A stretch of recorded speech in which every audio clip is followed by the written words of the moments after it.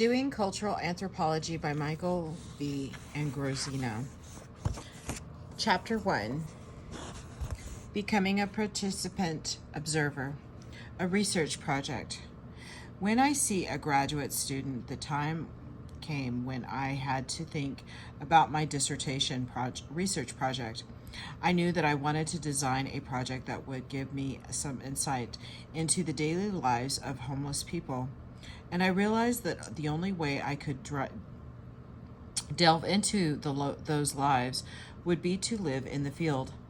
I had done some preliminary research in a homeless shelter in New York City, but ultimately decided to conduct my research in Anchorage, Alaska, a city where I had lived for 20 years and which I considered my home.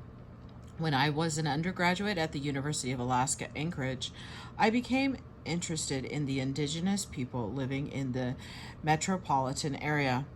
One of my professors, Linda Elena, took me on a tour of the infamous 4th Avenue area, the Skid Row of Anchorage, a street packed with seedy bars. Dr. Elena was an expert on the Alaska Eskimos. She had lived in native villages and understood the value of experiencing the lives of people in their own setting. She stressed the importance of understanding what is going on in your own backyard before thinking about going off to exotic places, as traditional anthropologists were supposed to do. She made me realize how fortunate we were to have indigenous people right in our backyard. That night on Skid Row gave me many insights into a world that was previously hidden from my view. A world that was surprisingly viable, populated by people who were managing to survive despite great odds. That experience convinced me that whatever research I ultimately undertook, it would have to include participant observation in the daily lives of the people I wanted to study, and so I returned to Anchorage for my dissertation research. Participation observation as a tool of ethnographic research. When I began my 4th Avenue research, I felt confident in my training in the skills of social research. On the other hand, I was frightened about entering this world. I would not be passing through, as was the case in New York, nor would I be there only for a brief tour under the supervision of a knowledgeable professor. I would be there essentially on my own for an extended period of time. At first, my primary activity was just hanging out. I was usually quite comfortable doing so, and I watched every little thing, always listening to the sounds of the street, a world that was slowly opening up to me. Through these means, I built some trust among the people and gained their cooperation in helping me learn about them and their activities. The only time I felt uncomfortable was when the tables were turned and people on the street took to watching me and asking me a variety of personal questions. During the first few weeks, it became clear to me that I was the oddity on the street and that I was being observed and scrutinized with as much intensity as I myself employed while watching them. Engaging people in conversation took a little more time, but to eventually became an everyday activity. In this manner, I was able to begin hearing about my informants' views. I was able to develop relationships with people that enabled me to interview them about aspects of their lives. One woman, an Eskimo, became a particularly good informant. She shared her life history with me. Although she occasionally reminded me that there were some details of her life that she did not want published, this is for your ears only, unquote. She would tell me from time to time she was a woman with a rare and engaging sense of humor. She would frequently annoy me when she would announce in a voice loud enough for everyone in the shelter to hear. "Watch it," she writes. She did so with a twinkle in her eye and a hearty, infectious laugh. We developed a relationship based on mutual respect and trust. Bring a participant in as well as an observer of the lives of people means that one has a responsibility to protect the integrity of those with whom one interacts. My goal was to describe the everyday activities of a group of homeless people, with the focus on women. I wanted to know everything I could about the individuals who inhabited Anchorage's Skid Row. I wanted to know what it felt like to live in public places, how people could survive in such a seemingly horrible environment, and how they managed to get some enjoyment out of life at all the same time. These goals required not only an understanding of research methodology, but also a particular mindset, a desire to set the world from the insider's perspective. It is no accident that participant observation is the strategy used most often by ethnographic researchers to uncover the world views of people from cultures other than their own. While participant observation is certainly not necessarily for all kinds of social research projects, it is an important technique for anyone hoping to develop relationships with and not merely gather information from those under study. In addition to hoping to write a scholarly dissertation, I wanted to be in a position to make some recommendations for the improvement of services to the homeless.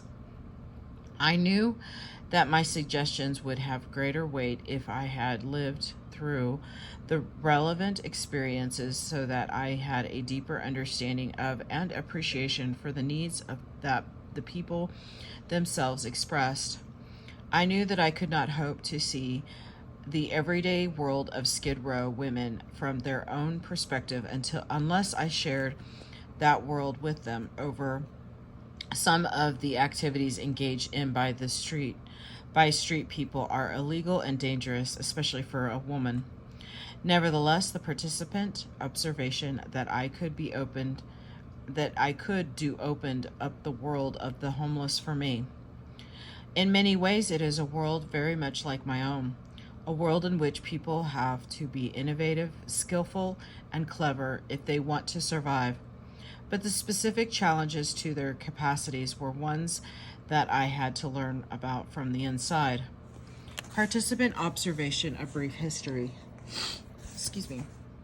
Prior to the 19th century, people interested in learning about foreign cultures had to read the second-hand accounts of missionaries, merchants, or other travelers.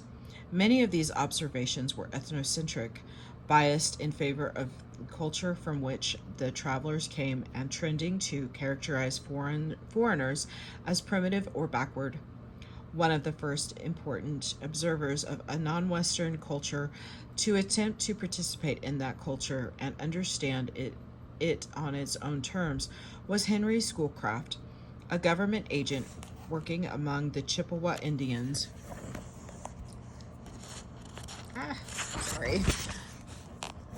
Of the Upper Great Lakes region in the 1820s and 1830s. Most Indian agents of that era had little interest in or respect for native cultures, but Schoolcraft was cut from a different cloth. He learned the Chippewa language and lived in the villages and ultimately shared his intimate encyclopedic knowledge of the culture in a series of books that detailed the history, traditions, customs, language, and social institutions of the people. He became a friend of many people in the villages and on occasion found himself in the position of a political advocate who argued on behalf of Indian causes.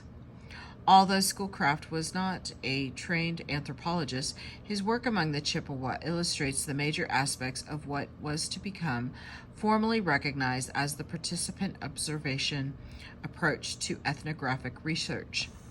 Participant observations is not simply a matter of living in a close proximity to the people one wishes to study. After all, traders and missionaries often lived among the Indians, but made little or no effort to understand their culture in all its complexity. Participant observation is not just the collection of data, but a way of thinking about the people from whom one collects those data. It is also a way in which one perceives one's own position in relation to the people and the culture one is studying. Cultural relativism is a philosophical position that goes hand in hand with participant observation. Its major premise is that no culture is superior to any other, and that each culture must be understood and evaluated in its own terms. Later in the 19th century, anthropologists in both Britain, e.g., Bronislaw Malinowski, and the United States, example Franz Boas and his students, among whom perhaps the most famous was Margaret Mead, formalized the participant observation strategy and the principle of cultural relativism and made them the centerpieces of scientific ethnographic research. Participant observation, the process. The skills of a participant observer. When I first read that some of the major skills involved in participant observation were watching and listening, I knew that this mainstay of anthropology was well suited not only for my project, but also for my personality. I am a patient person in most respects, and I enjoy interacting with a variety of people. Before I entered the field, however, I really did not appreciate the importance of interacting with and getting along with people who, it turned out, would be active participants in my projects. My training had always emphasized the activities and of the researcher. I had to learn through experience that people from other cultures are not pliable puppets performing for me as a researcher. They are living human beings who quite often demand something in return from the researcher. One of the biggest shocks for me in the field was the realization that I would have to spend a prolonged period of time living among people so seemingly different from me. I was not really prepared to deal with my own foibles and negative characteristics, but I had to do so. Unless I understood myself better, I could not hope to bridge the perceived gap between myself and the people I was learning about. Fieldwork based on participant observation is a two-way street. Just as I had expectations of the people that they would share their experiences with me and honestly answer my questions, so they had expectations of me to be honest and forthcoming about myself and my motives. When you live for an extended period of time with people who seem to be very different from yourself, it is a good idea to watch out for feelings of superiority. While feelings of the unease, suspicion, even a bit of hostility are only natural, they must be dealt with forthrightly and conscientiously set aside, lest they color the research in unwanted, negative ways. Indeed, the process of building rapport took up the bulk of my time early in the project, as I had to learn not only what the people I was studying were like, but also what I was like. People did not always want to be bothered by my silly questions, and I had to learn that my own agenda, as important as it was for me, was not the only agenda that had to be acknowledged and dealt with. As I reflect on my field experiences, I realize that another important aspect of fieldwork for me was that I was somewhat naive. Some anthropologists go so far as to advocate cultivating naivety. I am not sure one can conscientiously do so. Perhaps it is sufficient simply to use the naivety with which most of us come equipped, and not to try to overcome it to overcompensate for it. A certain degree of humanity is required to do so. It is not, after all, easy to be in the position of one who appears to be constantly in the dark about even the simplest situations. Putting yourself in the position of the student letting insiders teach you about the intricacies of their culture is sometimes difficult, but in the end it pays off. You may, of course, have more, quote, book learning than they, i.e., you will almost certainly have read the available literature on the culture before beginning your field work. But you cannot hope to see the world as they do if you constantly impose an, quote, I know better because I read the book, unquote, attitude on every encounter. In my own case, the street people had long since learned that university types tended to be haughty, arrogant, rude, useless, and not very bright about survival on the streets.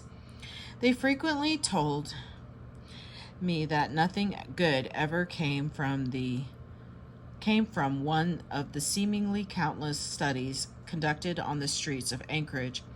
My willingness to be humble made me a much better acceptable presence.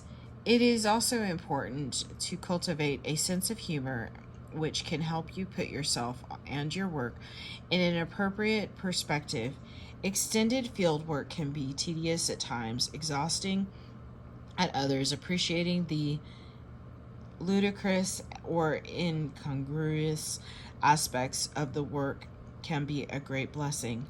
When I was on the street in Anchorage, I learned how important a sense of humor was for the native people who became my friends. I was raised in a somber,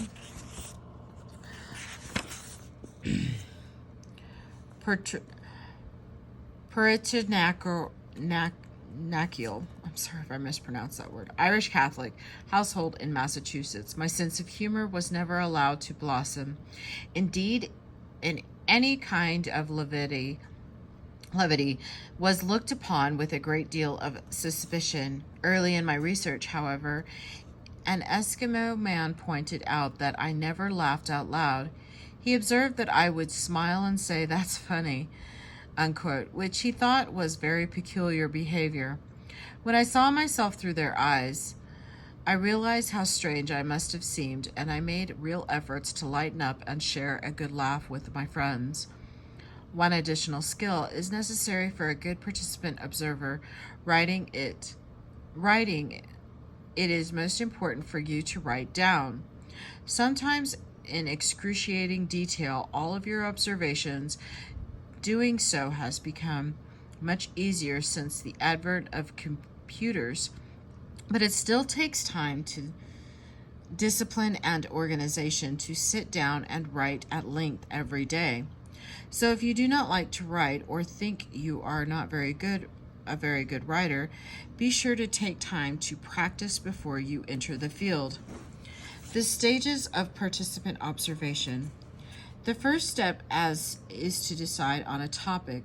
Doing so may sound simple, but because it is great big world and anything human in it is fair game for an ethnographer, it can be difficult to narrow your focus down to something you can actually do. One good way to begin is to read about projects carried out by other researchers. You may wish to duplicate one of them in your own area, or you may wish to follow up on some suggestion an author has made. It is important to read as much as possible so that you can identify gaps in the literature, trying to fill in some area of knowledge not already established. For example, when I began immersing myself in the literature on homelessness, I was struck by the fact that almost all of it dealt with men. There were surely homeless women, but we knew very little about them at that time. Choosing a topic and choosing a site for research are linked for processes. In my own case, my prior interest in Alaska Natives confirmed my decision to study homeless women in Anchorage rather than in New York. Selecting a site is not, however, the same thing as gaining entrance. One does not simply show up somewhere and commence participant observation. It is usually desirable to have some trusted person or institution in the community you want to study help introduce you to the people. In my case, I decided to contact a homeless shelter and inquire about the possibility of serving in some capacity as a volunteer while I conducted research. The director of the shelter responded favorably. Nevertheless, my first day in the field was still stressful and anxiety-provoking. It is very It was a very cold January day, and since the shelter did not open until late afternoon, I thought I would just hang around on 4th Avenue to observe. You might think that a person who had lived most of her life in Alaska would have known better. It was just too cold to be outdoors in January, so I found a fast food restaurant located right across the street from Skid Row. I drank a lot of coffee and ate a lot of French fries that day. I also felt depressed and wondered what I could have been thinking to put myself in this awkward position. I found myself gazing off to the beautiful snow-capped Chpt mountains and wondering, what am I doing here, unquote. I had some doubts about my ability to carry out the project. Anthropologists referred to such emotions as culture shock, unquote. Things did not get much better once I finally got to the shelter. The director was not on the premise when I arrived, and no one else seemed to know who I was or what I was doing there. So I sat there trying not to look conspicuous. I continued to be plagued by feelings of inadequacy. Finally, a woman who worked in the kitchen approached me and graciously invited me to join her for a cup of coffee while she prepared the evening meal. She saved me from the stares of all people entering the shelter, and she eventually became one of my best friends. She was a Roman Catholic nun who was the only paid female employee providing direct services at the shelter. She was also the only advocate for women at this particular shelter, a role that, alas, led to her abrupt dismissal just a few months later. And so, with a great deal of frustration, I began what would be a field experience of 6 months' duration. The first day was not typical of the days that followed, but the major problem became quite clear to me on that day. I participate in their daily lives. It was a frightening prospect because I was not at all sure I had what it would take to complete the project. One of the most difficult aspects of the work was a lack of privacy. I was almost always surrounded by people after people got over the novelty of seeing me hanging around all the time. They began to treat me like an insider. On one level, this sounds like a good thing, but it was troubling in some ways, in that I was treated like many of the women on the street, that is, as a person targeted for sexual abuse. Being a street woman meant that you were subject to a daily diet of sexual jokes, advances, inappropriate touching, harassment, and other forms of abuse at the hands of a variety of males, not just homeless men, but also men who were supposed to protect and serve them, such as police officers and social workers. It was important to have a sense of myself and to set limits about what I could or would participate in. Although scientific research is expected to be objective, participant observation of necessity introduces a degree of subjectivity into the process when you spend a considerable amount of time in the field. in their in the field with people you grow close to, certain individuals. One woman in particular was a very intelligent. Without her assistance, I would not have understood much of what went on in the shelter and on the streets. The woman Mariah was not just an, quote, informant, but a friend. Over the years, when I return to Anchorage, she always throws her arms around me to welcome me back. I would not have been able to have conducted my research without Mariah.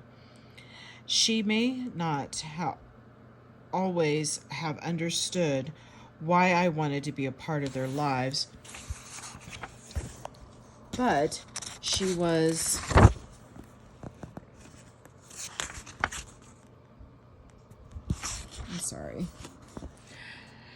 generous, always most generous in sharing herself with me. Participant observation is always a joint effort, and it requires mutual trust and respect. In warmer weather, I would be on the streets until about 1 a.m., at which time I returned to the shelter to write up my recollections of the day's activities. I carried a little notepad in my pocket at all times, and I would frequently write down key words or phrases that I would use in the evening to remember as much as possible. It would usually take a few hours to write up even relatively brief daily notes, which would then be used to write more expanded commentaries after a week or so. At times I thought I was drowning in minutiae,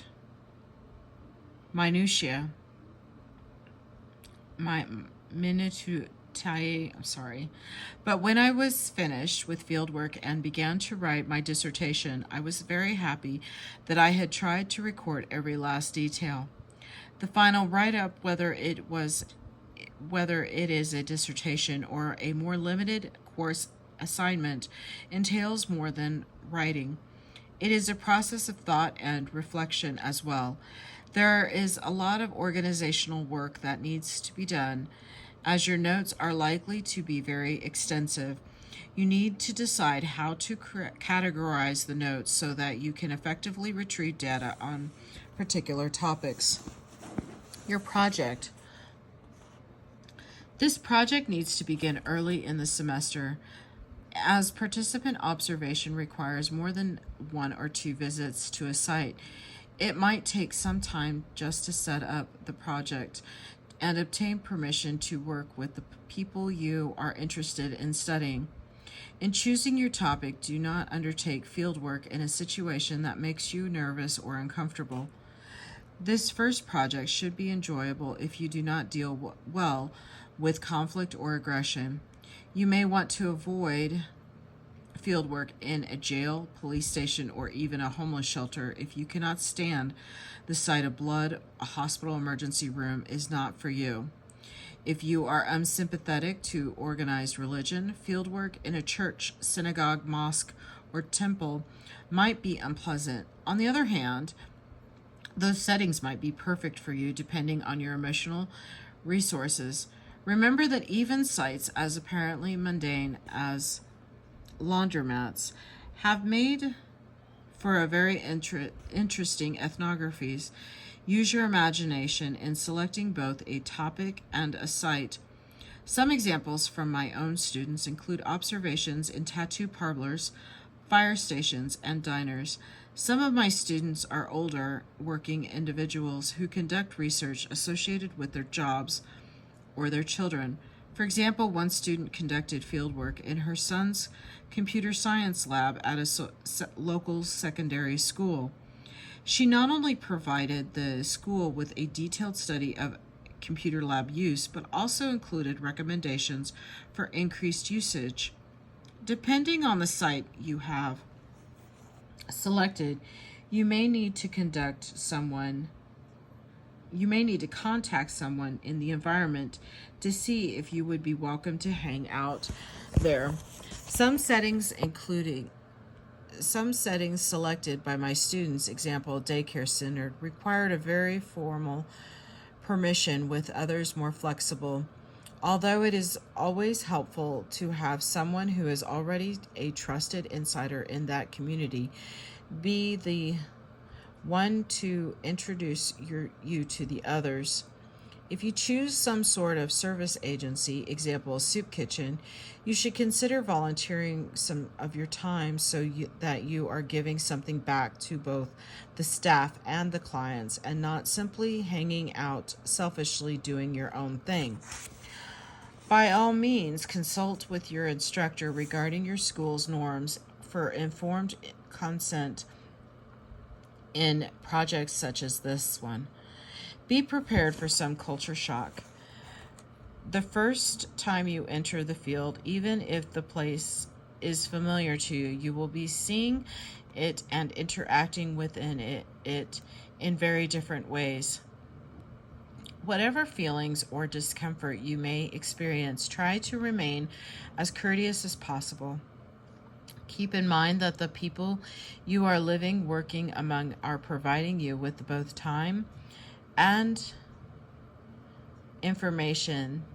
They are sharing part of your life with you, and without them you would have no projects. Strive, therefore, to treat them with all due respect. As an important part of showing respect is being honest about why you are there and what you are attempting to accomplish. If some people choose not to cooperate, do not take it as personal affront. Simply work with those who are more willing to interact with you. Be sure to keep good notes. Depending on your personal preferences and your resources, you may do so on index cards, a pad or notebook, or a Palm Pilot. Do not, however, spend all your time in the field work with your nose buried in your notes. While you are in the field, use the cards or pads or other common devices simply to jot down brief, simple reminders. You can flesh out these comments when you have some time to yourself. Do not put off that task. However, as you will lose many important details if you wait too long to transform the quick field note into a more circumstantial description. Your final report should include a map of the environment you have been studying, as well as a detailed narrative description of the site. Do not take too much for granted, even if you are studying a very commonplace site. Write your description if for an audience of readers who are not familiar with the setting at all. You can go on to write an interpretive analysis of what is going on in the environment, based in part on your own readings. How does this material conform to what I have read about other similar settings? How does it differ? Why? And on what your information tell you about their own insights into their experiences. For example, one of my students chose to observe a local mosque. What particularly struck her was the way in which gender roles were played out in worship services, and this respect of the culture formed the core of her analysis. Your report may also include photographs or sketches if you have obtained the people's permission to use them. Transcriptions of interviews or materials pertinent to the site study, brochures produced by a civic organization. By all means, feel free to include any insights you have gleaned about your own personality in conducting this research. A few selected readings for further information, and then here is the scope of that so that you can look that information up. This is the end of chapter 1. Thank you.